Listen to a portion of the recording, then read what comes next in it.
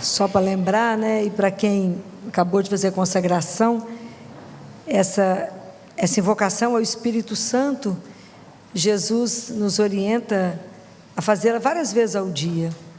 Ele fala: chame pelo Espírito, através do coração imaculado da minha mãe. Então, várias vezes ao dia, você vai fazer uma reunião, você vai tomar uma decisão, tudo que você for fazer, for comprar, o que você for fazer, for pedir alguém em casamento, ou decidir casar ou não, ficar noivo ou não, chama o Espírito Santo, através do coração imaculado de Nossa Senhora. Aprendam isso, né? Sim, isso é lindo, essa é uma forma bonita. Bem, quando Nossa Senhora apareceu em Fátima, né? Hoje é 13 de maio, né? Quando Nossa Senhora apareceu em Fátima, ela fez 3 pedidos, não foi? Vocês lembram? O que ela pediu? O terço, rezar o rosário, a reparação e a consagração, né? Hoje vocês fizeram uma consagração total ao coração imaculado dela, mas quando ela pede até essa consagração foi que ela ensinou a São Luís Maria Montfort, mas ela fala a consagração até o coração dela, só imaculado, que é o que a gente reza. Então, a reparação a gente faz pelos pecados todos que são cometidos contra Nossa Senhora. Então, a gente reúne todo primeiro sábado do mês, vocês sabem disso, né? Sabem? Não? Todo mundo faz isso? Não? Então, a gente reúne aqui todo primeiro sábado do mês para reparar contra os pecados que ela recebe, as blasfêmias, né? Contra a virgindade dela, contra a maternidade, contra não ensinar as crianças sobre Maria, não aceitá-la como mãe, que não tem cuidado com as imagens, né? Então, a gente pede perdão em nome de todos. Então, ela pede que a gente rezasse o terço, fizesse a consagração ao coração imaculado dela. Então, quem quiser, todo primeiro sábado, a gente está aqui às 8h30 da manhã para fazer essa reparação conforme ela pediu, né? E Nossa Senhora pede para rezar o rosário. E hoje eu vou falar do rosário, porque é a oração mais pedida por Nossa Senhora em todas as aparições. É a oração que a igreja mais fala. Depois da Santa Missa, diz Jesus, a oração que mais agrada ao céu é o rosário. Por que a gente não reza? Porque a gente não compreende ele. Então, eu acredito que o fato da gente compreender mal nos fez abandonar a oração mais poderosa que eu conheço. Isso aqui é uma arma. Estou brincando, não. Isso é uma arma.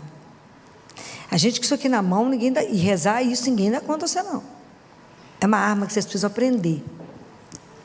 Na verdade, o terço, ele é uma oração cristológica, apesar de ser um louvor à Nossa Senhora. O vocal dele é Pai Nosso, Ave Maria, Glória. Mas o corpo do rosário são os mistérios da vida de Jesus. E são os mistérios da vida dele. Então, essa é a primeira dimensão do terço. É uma missão cristológica. Porque vocês imaginam como é que eles acham que tudo isso surgiu? Em Lucas, capítulo 2, eles fazem 2 menções a Nossa Senhora. Uma foi em Lucas 2, capítulo 2, versículo 19, quando Jesus nasce. Então, vocês imaginam como é que foi a situação de nascimento de Jesus? Aquela pobreza, dentro de um curral, com tudo que ela estava nascendo o Filho de Deus ali. Imagina, um frio, ele foi aquecido pelo bafo de uma vaca. Imagina, Filho de Deus, você imagina o que era aquilo? A gente não tem noção dessa realidade tão crua. O que o Evangelho fala para nós? Fala assim: Maria, contudo, conservava cuidadosamente todos esses acontecimentos e os meditava em seu coração. Imagina, ela guardava aquilo tudo que estava acontecendo, que ela não estava entendendo nada, ela foi guardando, registrando. E em Lucas 2 também, no versículo 51, fala assim: foi quando Jesus perdeu e ficou lá no templo, e Nossa Senhora com São José, não gosta nem de pensar na aflição deles, procurando aquele menino, aquele que não podia perder, que era filho do Altíssimo. Não vou nem pensar o que ela passou. E aí, quando eles encontram e Jesus desce com eles para Jerusalém, para Nazaré, e era submisso, está escrito assim: sua mãe, porém, conservava a lembrança de todos esses fatos em seu coração. Então, vocês imaginam que Nossa Senhora lembrava de Belém a Jerusalém, de Belém onde tudo começou e de Jerusalém como tudo terminou. Então, quando a gente reza o terço, nós rezamos os mistérios da vida dele. O Papa João Paulo II fala que o terço, é um compêndio do Evangelho. Então, é difícil rezar? É, porque ele é uma oração contemplativa. Então a gente reza e dispersa, não é? Quando vem e fala assim, já acabou? Quando está lá na Salve a Rainha, fala o quê? O povo já rezou inteiro? Nem sei o que rezaram. Mas é porque nós precisamos de aprender a rezar com Nossa Senhora, pedir a ela que nos ajude. Fala, me ajude a rezar com a Senhora, aproveitar que vocês acabaram de ser consagrada a ela. Com Maria, como Maria. Então é com ela, como ela, vendo os mistérios da vida de Jesus. E é tão interessante que à medida que a gente vai rezando o terço, de forma que nós vamos pedindo a graça e vamos sendo contemplativo, é sair da cabeça para o coração. E aí, depois de um certo tempo de oração, eu passo a meditar os acontecimentos da nossa vida dentro dos mistérios de Jesus. Então, a minha vida vai passando através dos olhos de Jesus e Maria. Mas isso é um tempo que a gente demora, né? É tão bonitinho que essa oração é contemplativa. Quando Nossa Senhora apareceu para Lúcia, Jacinta e Francisco, ela falou com Francisco, ele perguntou, nós vamos para o céu? Vamos. A Lúcia vai demorar um pouco, porque a Lúcia precisa ficar aqui só um pouquinho, né? Porque a dimensão de Deus é louca. Só um pouquinho, ela tinha 10 anos, Nossa Senhora pediu para ela ficar até 90 e tantos, né? Coisa pouca. Só um pouquinho. Mas Jacinta e Francisco vão embora daqui a pouco. E aí Francisco falou, eu também vou para o céu, mas você vai ter que rezar muito terço. Vocês acham que uma criança daquela era pecadora mais do que Lúcia e Jacinta? Não. Nossa Senhora viu em Francisco uma dimensão contemplativa. Então o que Francisco fez?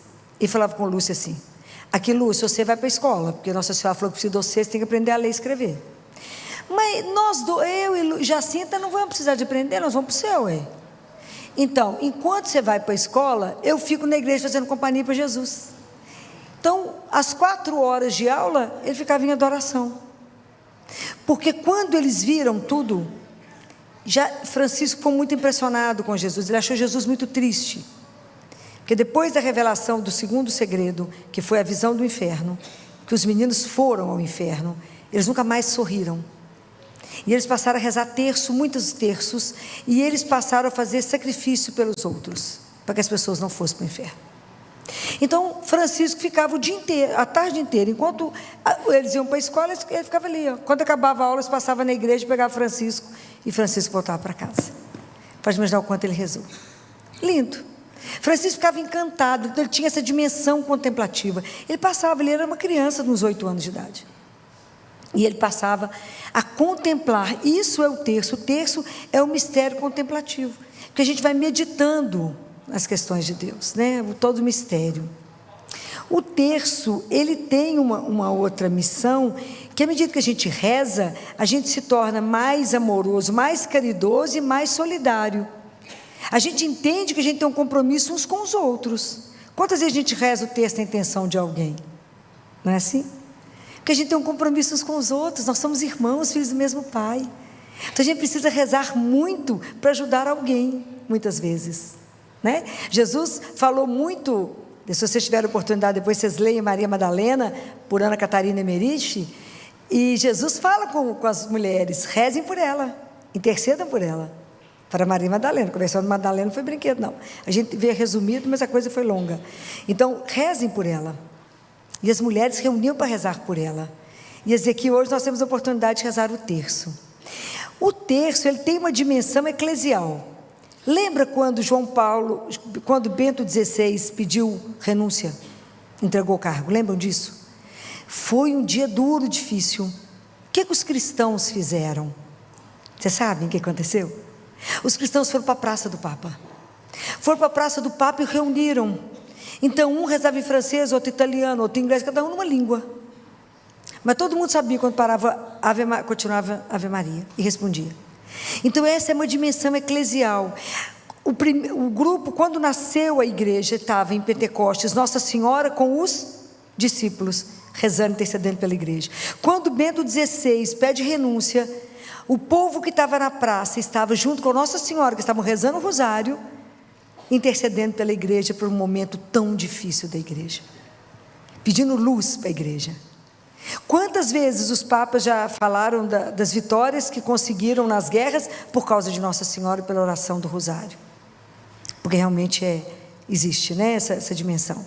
O terço, ele tem uma dimensão de santificação nossa, porque Nossa Senhora, junto com o Espírito Santo, tem a missão, à medida que a gente reza, de formar em cada um de nós Jesus.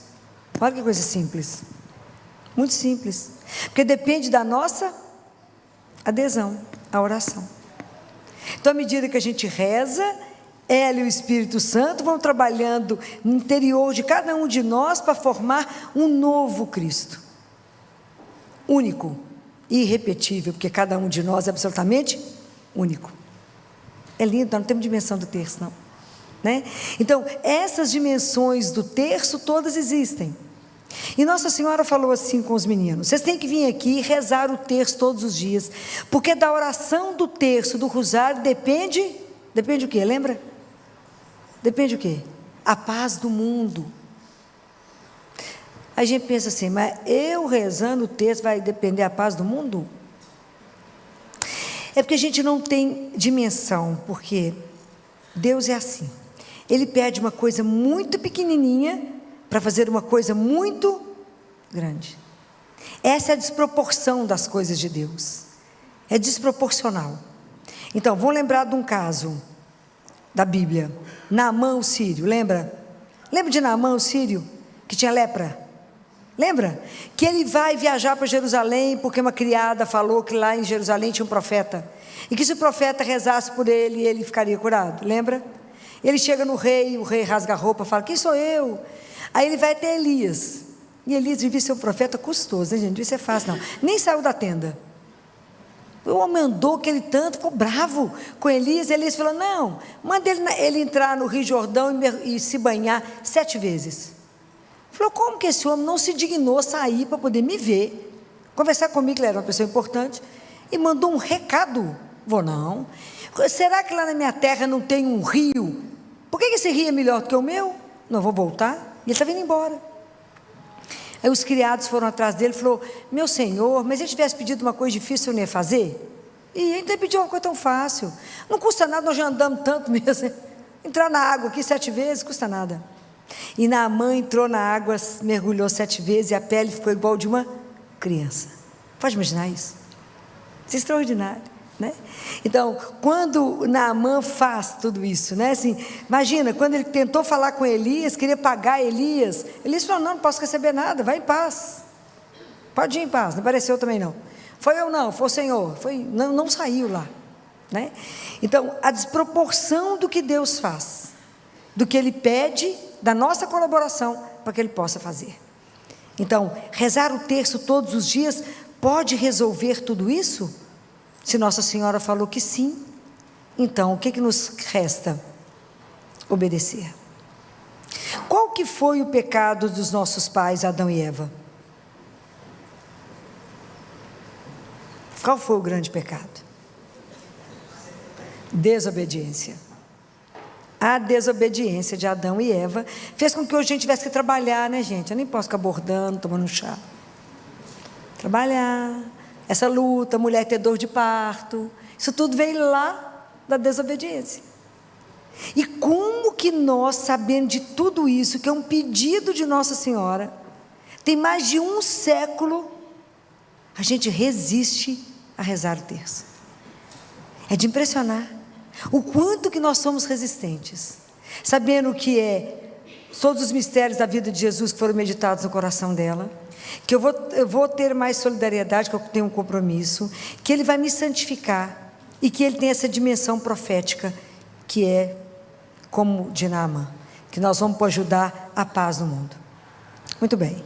Então, nós precisamos de pedir a Deus a graça da obediência e a graça para rezar o terço, senão a gente não consegue. Essa é uma oração que agrada demais a Deus, demais. Tanto agrada que eu trouxe para vocês, para que a gente não canse mais vocês. O que Jesus fala sobre o terço? Existe um livro que eu já citei para vocês mais de uma vez. Se quem não ainda adquiriu, deveria comprar esse livro, que é uma das coisas mais lindas que chegou nas minhas mãos. Esse livro a gente lê e relê, porque eu não dou conta de guardar tudo de cor que Jesus fala. Esse livro é o encontro de Jesus com um monge beneditino. Como esse monge está vivo, o livro está escrito, um monge beneditino. Senão esse coitado não tem uma gota de sossego. Jesus chamou esse monge para poder falar com ele sobre adoração. E esse livro foi feito para os sacerdotes. Mas Jesus falou, esse livro é para os sacerdotes, mas é para todos aqueles a quem eu permiti que chegue às mãos. O livro tem um título em latim, escrito Ensino Ieso. Alguém já leu? Uma? Vai enlouquecer. O livro é belíssimo, é como se Jesus sentasse do seu lado e te explicasse o que é fazer uma adoração. É de morrer de chorar. O livro é extraordinário, extraordinário. Então, o que Jesus fala lá? Recente, 2 de dezembro de 2014, recente. Ele fala assim, presta atenção, abra bem o ouvido de vocês, que eu fiz questão de trazer o que ele falou, para mim não perder nenhuma letra do que ele disse. A palavra dele é muito sagrada, e Jesus disse assim, não há problema ou dificuldade que não possam ser resolvidos pelo recurso fiel e perseverante ao Santo Rosário da minha mãe. Guardaram isso? Não há problema ou dificuldade que não possa ser resolvido pelo rosário. É a primeira frase que ele fala. O rosário é o dom que minha mãe oferece aos pobres e simples, aos pequeninos que são capazes de ouvir o Evangelho em toda a sua pureza e lhe responder com coração generoso. Então Jesus fala que o terço foi feito no céu para os humildes, para os simples, né? Tem gente que tem vergonha de mostrar o terço, né? Alguém olhar para você e falar, nossa, reza terço? Mostra com orgulho, fala, demais menino, vive sem isso aqui não. E Jesus fala, é a almas como estas, as pequeninas e fracas, as pobres e fiéis, que o rosário é entregue. É a alma como essas que o rosário pertence. É para nós. Olha isso aqui. Não existe sofrimento, não existem sofrimentos que não possam ser suportados em paz, desde que a alma esteja rezando o rosário. Tem momentos da vida, gente, que é duro. Tem momentos difíceis demais. Mas você pode suportá-lo em paz, se você estiver rezando o rosário. Essa promessa é dele. É dele. Aí Jesus fala, presta atenção. Através do rosário, toda a graça e poder dos meus mistérios passam pelo imaculado coração de minha mãe e são derramados sobre os corações dos pequeninos que a invocam, repetindo o ave do anjo de novo e de novo. Quando a gente está rezando o terço, Jesus ensinou isso, que assim, quando, por exemplo, hoje é terça, quando a gente termina o primeiro mistério, que é o mistério da agonia de Jesus no horto, a gente fala, graças do mistério da agonia de Jesus descer em nossas almas, é isso que ele está falando. Ele fala que essas graças são derramadas imediatamente em quem está rezando. É lindo. Então ele fala sobre isso, e ele repete isso com Gabriele, que é uma outra mística, né? Então é lindo, ele fala, repete de novo o ave do anjo, de novo e de novo. Agora preste atenção nessa frase que ele vai dizer aqui, porque eu sou testemunho que eu presenciei isso aqui que ele falou. Há doenças que podem ser curadas pelo rosário. Há doenças que podem ser curadas pelo rosário. As doenças são as nuvens de trevas e confusão que somente o rosário pode dispersar, porque ele é a oração favorita de minha mãe. Uma oração que nasceu nos patamares celestes e foi carregada à terra pelo meu arcanjo, Gabriel. Uma oração ecoada e amplificada na igreja através dos séculos, amada por todos os meus santos, uma oração de imensa profundidade e poder para desarmar o maligno. Então, há doenças que podem ser curadas pelo rosário. Jesus fala que tem coisas impossíveis, que enquanto a gente está rezando, as graças são derramadas. E nós, às vezes, ficamos tão enlouquecidos com tantas coisas, esquecemos dessa arma tão poderosa. Há almas que têm dificuldade na oração do rosário. Isso é Jesus falando. Ele via tudo, né, gente? Menos esconder alguma coisa dele. A dificuldade não está no rosário, mas na complexidade daqueles que lutam para alcançar sua simplicidade. Por isso, convoca as almas à oração do rosário. Por isso eu estou convocando vocês. Rezem o rosário. Através dela, agora guarda o que ele vai fazer. Escuta o que Jesus vai fazer através da gente rezar. Eu curarei os doentes da mente e do espírito. Trarei paz onde há conflito. Farei grandes santos entre os pecadores. Santificarei meus sacerdotes. Darei alegria aos meus consagrados. E semearei novas vocações em abundância. Guardaram tudo que ele vai fazer? Vai curar os doentes da mente e do espírito. Quantos estão precisando de rezar o rosário? Porque o mundo nunca teve tão doente, né? Nunca vivemos tanto século neuronal. E ele encerra falando assim: escuta, portanto, o pedido feito por minha mãe em tantos lugares. Escuta o seu pedido, acolhe no seu coração e ora o seu rosário, que por ti, assim como para ela, olha aqui, meu Pai realizará maravilhas. Por ti e por ela, meu Pai realizará maravilhas com a oração do rosário. Tudo tão simples, né? Tudo tão simples. Precisa da nossa obediência para poder conseguir tudo isso aqui que ele falou. Quantas curas estamos precisando? Quantos milagres estamos atrás? Quantas pessoas estão precisando da oração do terço, do rosário, para que isso possa alcançar? Um terço sem meditar, você gasta 15 minutos. O rosário, sem você meditar, rezar ele contínuo, eu marquei o tempo para poder falar para vocês, é 50 minutos. Mais tempo a gente passa na internet. Ok? Então, para encerrar, nós vamos pedir a Nossa Senhora. Hoje é dia de Nossa Senhora de Fátima. Hoje vocês estão consagrados, vocês estão confessados, as almas estão puras, né? Nós podemos pedir a ela essa graça, que ela vai pedir a Jesus por nós, né? Então vamos pedir a Nossa Senhora que possa interceder por nós, né? Nossa Virgem de Fátima, Mãe nossa, Mãe de Deus e Mãe nossa, olhe teus filhos todos aqui hoje consagrados, né? Imagina o seu coração em festa, com tantos filhos consagrados, né? Formando o seu grande exército. A Senhora conhece as nossas dificuldades, os nossos limites, a nossa miséria, a nossa dificuldade em rezar o Santo Rosário. Por isso nós queremos aqui, olha quantas pessoas estão aqui. Nós queremos pedir à Senhora que peça a Jesus, interceda por Ele, para que Ele conceda na vida de cada um de nós aqui a graça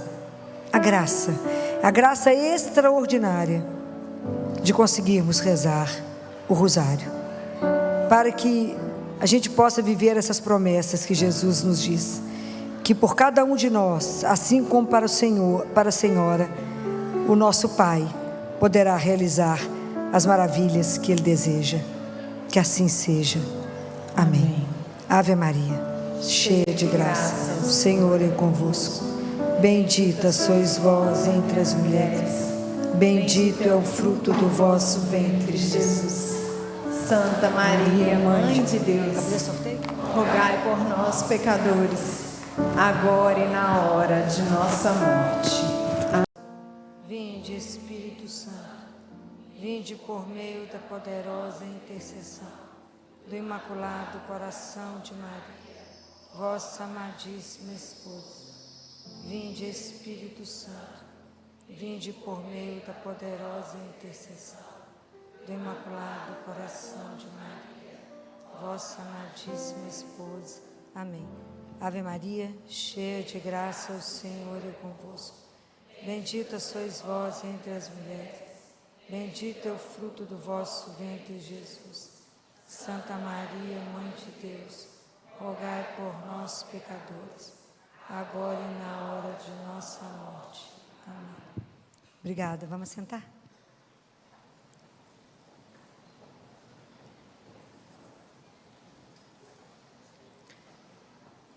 Para quem está com a palavra de Deus e que quer acompanhar, é Mateus, capítulo 18, versículo 21. Então Pedro, chegando-se a ele, perguntou-lhe: Senhor, quantas vezes devo perdoar ao irmão que pecar contra mim? Até 7 vezes? Jesus respondeu-lhe: Não te digo até 7, mas até 77 vezes. Palavra da salvação. Existem 2 formas da gente revelar o amor que a gente tem pelo outro. Um é dando a vida pelo outro. E a segunda forma, indubitavelmente, é a capacidade de perdoar até chegar a abençoar e amar o ofensor. Fácil? Demais da conta. Como é difícil perdoar. E o perdão é sempre uma palavra que está sempre nas nossas bocas. A gente está sempre falando, perdoa, desculpa, perdão. Mas a gente não entende muito bem o que é o perdão. E hoje a gente tem que ter cuidado com algumas coisas, né? Quando acontece uma tragédia, quando acontece uma fatalidade, e as pessoas, às vezes alguma coisa de alguma repercussão nacional, uma repercussão maior numa sociedade, que os jornalistas já estão ali com o microfone falando: você perdoa quem fez isso? Vocês acham que isso está certo? Vocês acham que isso é possível? Acabou de acontecer um fato, você não teve tempo de pensar sobre o fato. Vocês acham que é certo você responder para o outro: perdoa? Isso a gente tem que tomar muito cuidado, porque a chance disso não ser uma verdade, não ser um perdão autêntico, porque perdoar exige um caminho, não é um estalar de dedos, porque o perdão não faz parte do ser humano. Então, por isso nós precisamos aprender a perdoar, porque às vezes a gente acha que perdoar é esquecer. Você fala: já esqueci. Aquela ofensa que você me fez, eu esqueci. É possível esquecer? Por que que não é? Porque nós temos capacidade, o ser humano, nós temos uma faculdade que se chama memória. E todo mal que nos é feito, tudo que acontece, fica registrado no seu corpo. Está registrado na memória o fato acontecido e a pessoa que fez. Só você lembrar, o dia que você recebeu uma notícia ruim, você sabe a roupa que você estava, a hora, aonde você estava, quem te deu notícia, tudo você sabe os detalhes. Estou falando mentira? Então, a única pessoa capaz de perdoar e esquecer é Deus, por causa da onipotência dele. Ele sim, ele perdoa esquecendo. Isso é na palavra de Deus. E isso é maravilhoso, porque quando eu confesso o meu pecado, como dizia Padre Pio, o único tribunal que você chega e assume a culpa e sai inocente é o confessionário. É o único que eu falo. Sou pecador, pequei, fiz errado, eu falo, perdoado, estava embora inocente. Então, quando a gente confessa, Deus perdoa e esquece todo o mal que nós fizemos, esquece tudo. E é tão espetacular isso em Deus, porque Ele perdoa, Ele zera e você começa de novo. Gente, isso é espetacular. Isso é sem preço, isso é espetacular. Ele de verdade, Ele zera, Ele esquece qualquer coisa que a gente tenha feito. Ele não fica relembrando. Então, Deus é a única pessoa que perdoa esquecendo. Nós somos capazes de perdoar, mas guardada na memória. Isso não tem jeito. Então, perdoar não é esquecer. É diferente. Na verdade, à medida que eu vou trabalhando o perdão, isso vai virando uma cicatriz. Mas eu nunca vou deixar de saber o mal que foi feito e quem me fez. Aquilo não vai virando mais uma ferida aberta, mas a cicatriz está ali. A gente só trabalha ela de um jeito diferente. Mas isso permanece em nós. Então, a única pessoa capaz de perdoar esquecendo é Deus. Porque o perdão tem a ver, não com a justiça, mas com a misericórdia. E quem que é a fonte da misericórdia? É Deus. Né? Então, é por isso que Ele perdoa dessa forma. E a gente não pode, por isso a gente não pode deixar, vou fazer um apelo, de confessar. Porque nós temos que ir embora mais zerado. É verdade. A gente tem que estar sempre com a confissão em dia, que é chegando diante dele e falar, ó, Jesus, tem pecado zero, porque já perdoou, já passou lá embaixo e já fez a limpa que tinha que fazer. A gente fica adiando, fala, eu não gosto de confessar, eu não gosto de falar as coisas. Naquele momento você está diante de Jesus, não é o sacerdote. Naquele momento é Ele. É diante dele que você vai falar, Jesus, eu errei. Né? É esse momento que a gente tem que ser capaz de reconhecer. Bem, a outra coisa que a gente confunde pecado, que a gente, perdão, a gente acha que o perdão é esquecer. Não, não é esquecer. Vocês já aprenderam que não é isso. Porque a memória está lá guardada em nós, né? Ela não permite que a história está guardada, mas ele não vai morrer. Né? O perdão não deixa isso morrer. A outra coisa é justificar o outro. Ah, coitado, ele fez isso comigo, sabe por quê? Ah, ele teve uma infância muito sofrida. Ele passou por um trauma agora. O que eu estou fazendo com o outro quando eu justifico os atos dele? O que eu estou fazendo com o outro? Eu estou tirando do outro a responsabilidade pelo ato dele. Não posso fazer isso. Eu não posso negar o mal que chegou em mim. Eu não posso justificar o outro dessa forma, falando, não, coitado. Eu não posso negar a ofensa chegou, magoou, mexeu. Eu falo, não, deixa para lá. Não. Eu tiro do outro o compromisso e a responsabilidade que ele tem com o outro. Eu não posso fazer isso. Então, perdão também não é ignorar a falta do outro. Aquele fato aconteceu. E isso a gente precisa trabalhar em nós, porque aquela ofensa chegou. Né? Porque essas são as maneiras que a gente tem de ir driblando a gente mesmo com as histórias. A outra é achar que perdoar é reconciliar. Guarda uma coisa, perdão é uma coisa unilateral. Então, aquela pessoa te ofendeu, você pode decidir perdoar ou não, ok? Como nós somos cristãos, o nosso caminho é de trabalhar o perdão. Mas a pessoa pode não querer, achar que não te ofendeu, nem pedir perdão. Você nunca vai esperar que o outro que te ofendeu tome a primeira atitude. Que inclusive ela pode negar. Ou então a gente fala assim, não foi nada, nós vamos voltar a ser como antes, é possível? Por quê? Isso está escrito no livro da sabedoria. Depois que você assa o pão, é possível tirar a farinha de novo? Está na palavra de Deus. Então, nós temos que zerar e começar a história. Teve aquela marca, mas nós vamos começar um outro caminho. Do jeito que era? Não. Trabalhado. É assim que a gente perdoa a traição. Meu marido me traiu, mas eu nunca mais vou perdoar. É possível? É. Mas tem um caminho.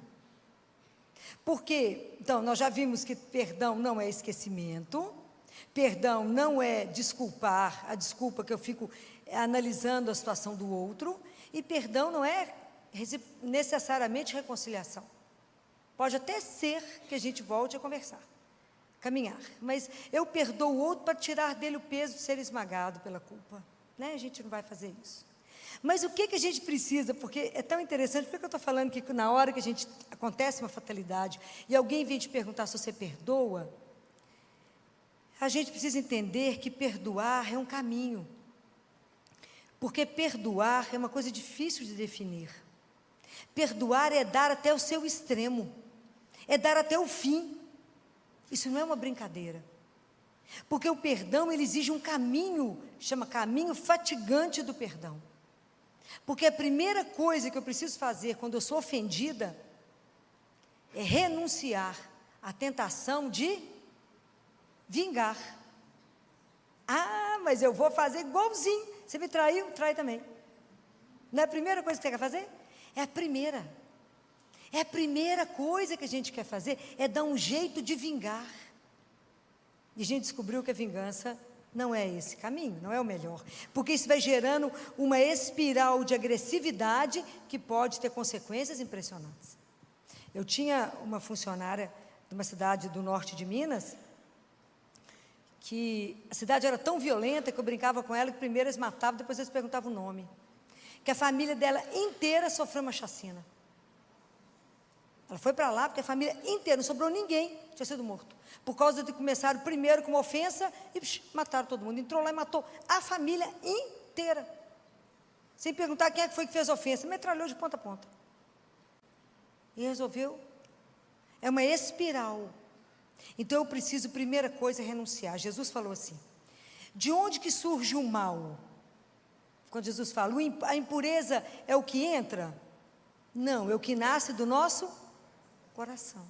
É daqui que saem os pensamentos ruins, né? E mesmo a gente sabendo que aquilo é o mal, a gente tem uma tendência a fazer o mal.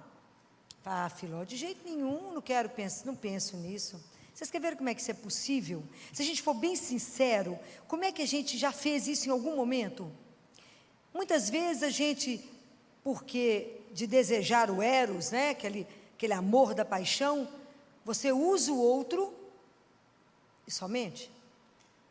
Isso é um risco. Segundo, às vezes a gente tem tanto dinheiro que a gente é incapaz de perceber a necessidade do outro que está do seu lado. Ou eu ganho poder, e se eu ganho poder, eu oprimo o outro que está do meu lado. Quanta opressão, quanta violência, quanta injustiça, quanta coisa tem no mundo. Então, quantas vezes você recebe o mal, e mesmo sabendo que é errado, você pensa assim, com vontade de matar o outro. Ele podia morrer, ou ele podia sofrer a mesma coisa que eu estou sofrendo, que é uma forma de eu vingar. A gente deseja, nem que seja por um momento. Está certo? Não, nós sabemos que não está certo, mas a gente pensa, porque somos humanos. Por que isso é natural em nós? Porque é a nossa sobrevivência, nós queremos a nossa vida de qualquer, sobreviver, muitas vezes nós queremos de qualquer forma. É porque a raiz do mal, a raiz do pecado está na forma como a gente vive o egoísmo. A gente olha só para nós. Então uma coisa que a gente precisa primeiro é renunciar ao mal. Segunda coisa que a gente tem que fazer é avaliar essa ofensa que chegou em nós.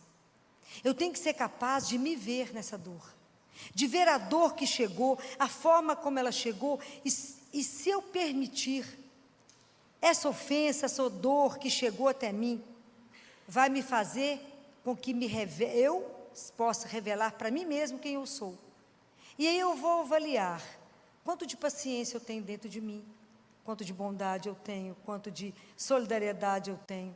E também entender o quanto do mal, o quanto da ira existe, da forma da agressividade tem dentro de mim, que eu respondo na mesma moeda às vezes. Eu vou lá no olho por olho, dente por dente. Estou falando mentira? Estou não. A ira, o rancor, a amargura vai tomando conta do nosso coração e nós vamos ficando envenenados. Até eu conseguir trabalhar de forma que eu vejo o outro e aquilo não mais me afete. A cicatriz está ali, mas a ferida não abre mais, compreendem? Eu consigo conviver. O mal aconteceu, mas eu não sou determinado por isso mais. Vocês já descobriram que vocês são capazes de matar?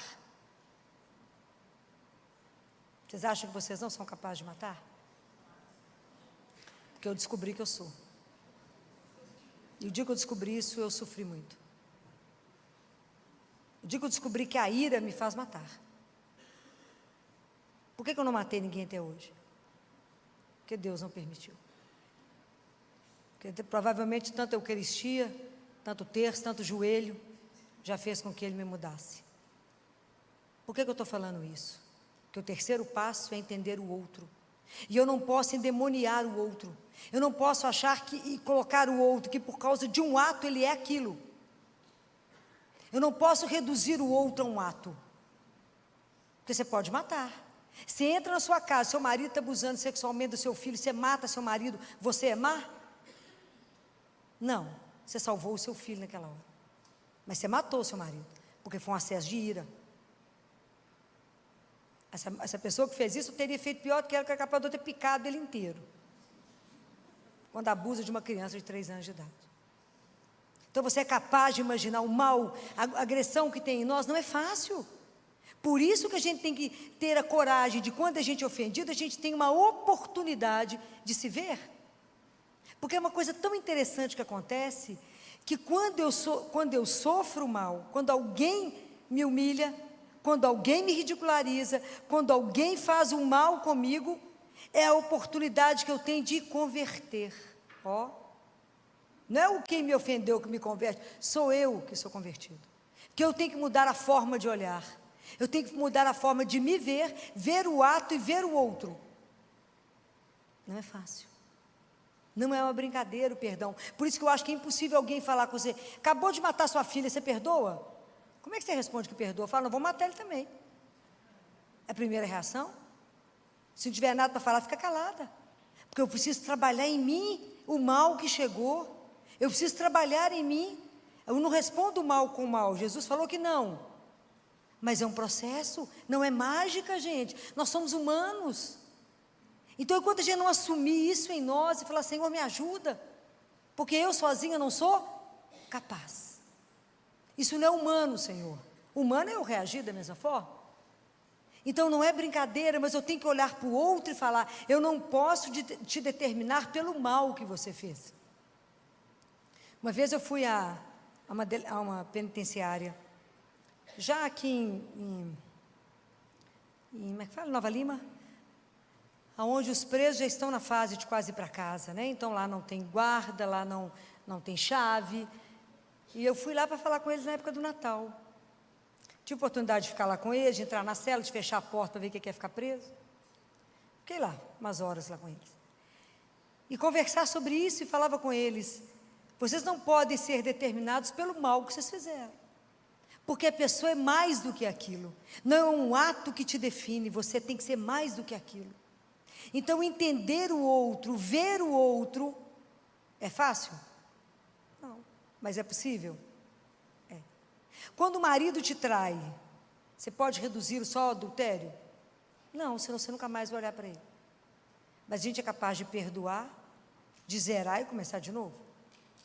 Não é fácil, mas é possível. Porque Deus age em nós. Mas a gente tem que ter uma disposição, um desejo de que Ele faça. Porque senão a gente não vai reagir. Porque quando a Bíblia relata, que está lá em Êxodo, quando Deus se manifesta a Moisés e fala que Ele é um Deus cheio de bondade, que Ele é compassivo, que Ele perdoa, que Ele é pura bondade. É isso mesmo, Deus é isso. Quem revelou isso para nós foi Jesus. Jesus passou no mundo perdoando. Ele perdoou aquele que era bom, que era mau, aquele que perseguiu, aquele que não perseguiu. Jesus curou a todos, perdoou a todos e nos ensinou. E porque Ele fez isso, vocês imaginam o caminho da paixão? Ele revidou em quê? Em nada. Tantos insultos, tantos escarros, tantas vezes que bateram o rosto dele, quebraram o nariz dele, colocaram uma coroa de espinhos. E tudo mais que vocês meditarem da paixão. Ele em nenhum momento revidou a violência, em nenhum momento. E no momento da cruz, Ele pede que o Pai perdoe. Então, quando a gente entende que a gente é humano, que a gente também pode ser capaz daquele ato, que eu também tenho mal em mim, que posso fazer, se Deus não trabalhar demais, se Deus não... Né, é o fogo com o milho, né, que tem que transformar em pipoca, é muito fogo. É muito espírito que tem que queimar o barro para fazer isso, para fazer com que a gente seja muito mais espírito do que barro.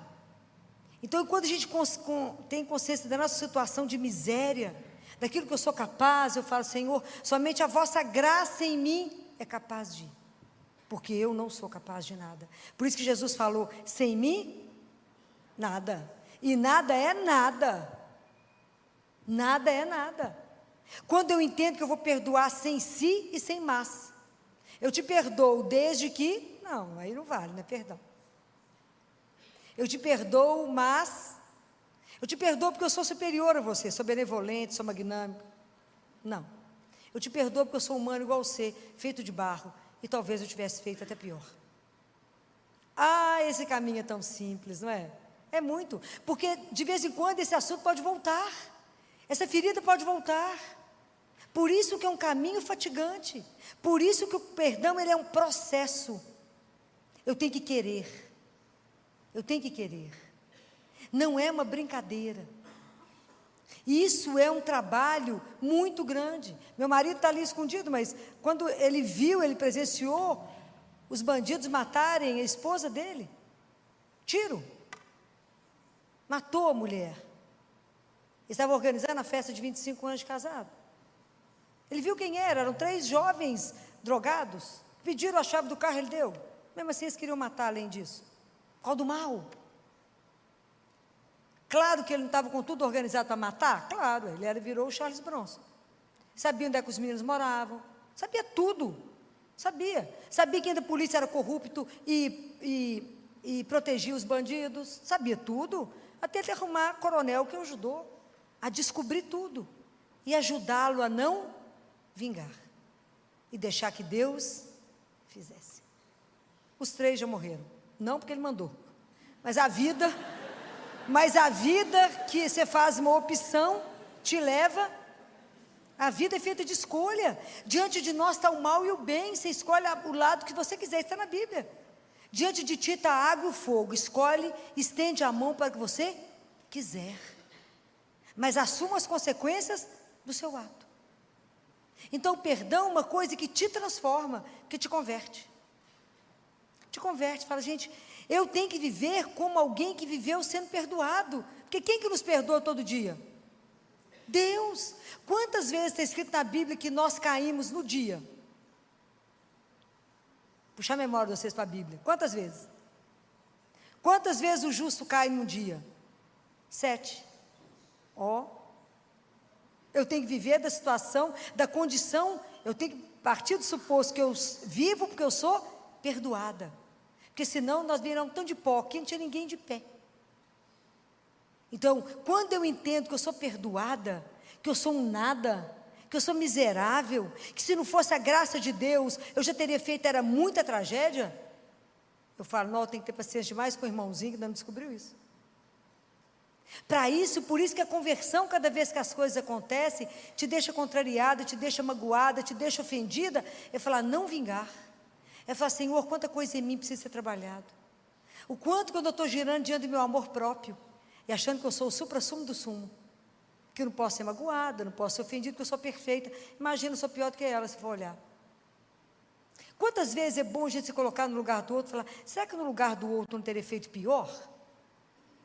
Quando eu escutei umas histórias lá na penitenciária, não sei se vocês já foram visitar, de sentar com os presos e conversar com eles, escutar as histórias, escutar de onde que saiu aquela reação de violência, como quantos eu falei assim: nó, teria feito pior. Você foi até bacana, viu?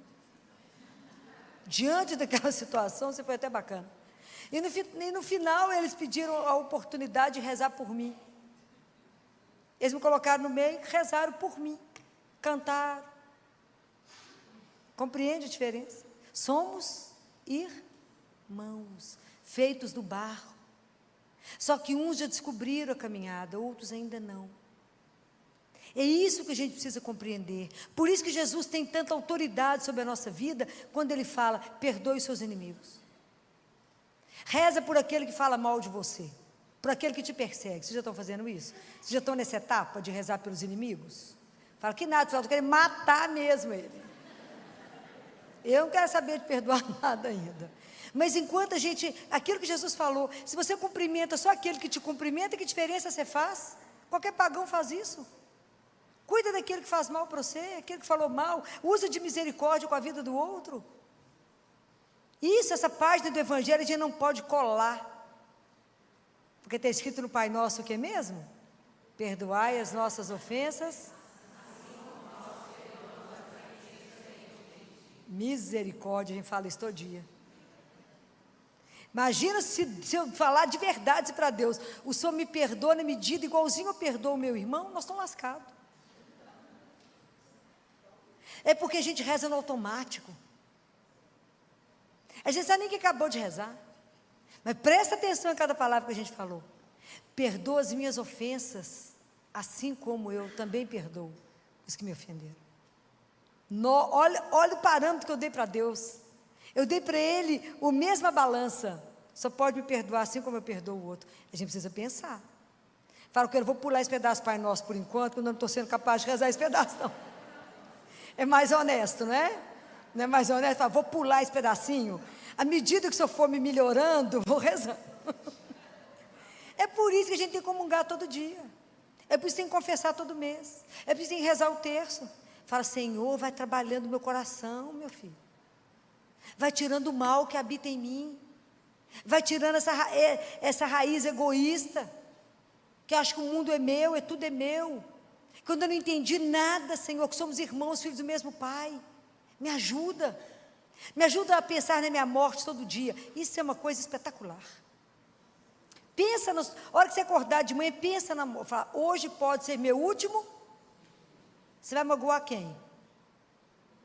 Você vai ferir quem? Vai falar mal de quem? Aguardar a língua, porque pode ser a última oportunidade. Guardem bem. São Tiago fala assim, aquele que é capaz de frear a língua, ele tem muita coisa, salva bem o corpo, que a língua mata. Então a gente precisa ter cuidado. Se você pensa que hoje é o último dia, você fala, eu vou pensar bem em tudo que eu fizer hoje, porque pode ser a última oportunidade.